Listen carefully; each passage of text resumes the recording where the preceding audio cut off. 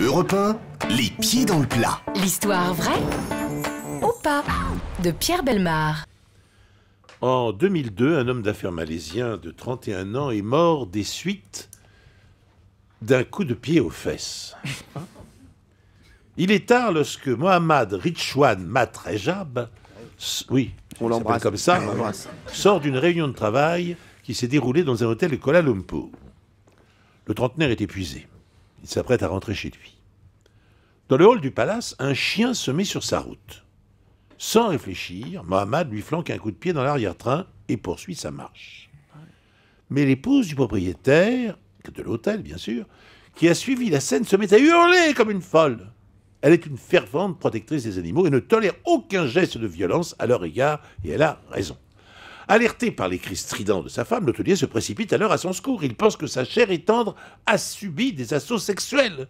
Son sang ne fait qu'un tour. Il se lance à la poursuite de Mohammad, l'agresseur présumé. Mohammad prend peur. Il s'élance dans les escaliers du hall de réception. Quand il arrive au 4e étage de l'hôtel, l'époux furieux se trouve à peine à quelques mètres de lui. Mohammad prend alors son courage à deux mains et saute du balcon. Il meurt de ses blessures en arrivant à l'hôpital. Se rendant compte plus tard de sa méprise, l'hôtelier a disparu dans la nature, échappant ainsi à la police et aux cris stridents d'une épouse quelque peu hystérique. Autant il pouvait assumer de s'être battu pour sauver l'honneur de sa belle, autant il n'acceptait pas l'idée qu'un homme soit mort pour venger un chien. Oula.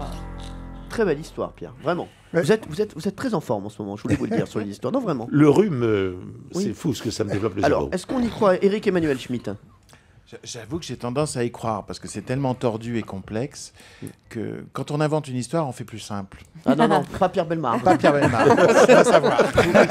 Les histoires les plus compliquées sont souvent les histoires les plus fausses de Pierre Bellemare. Vous savez, il a une imagination vraiment très très fertile.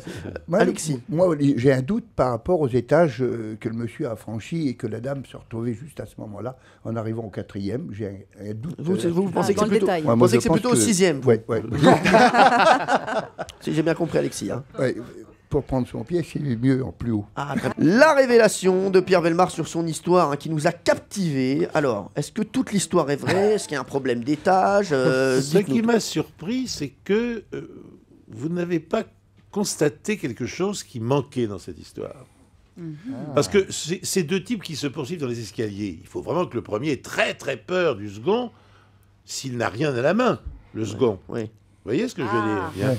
Une Pour arme. provoquer cette terreur qui finalement le fait sauter du dernier étage, fallait que l'autre soit armé. Ah. Et j'ai retiré l'arme qui était un sabre Ah là là. de samouraï. Ah. Voilà. Alors là, on comprend pourquoi il s'enfuit. Sinon, oui. ça n'a Ouais. pas de sens. Bah, bien J'ai sûr. beau raconter cette histoire très correctement, ça n'a pas de sens. Vous voyez ce que je veux dire? Voilà.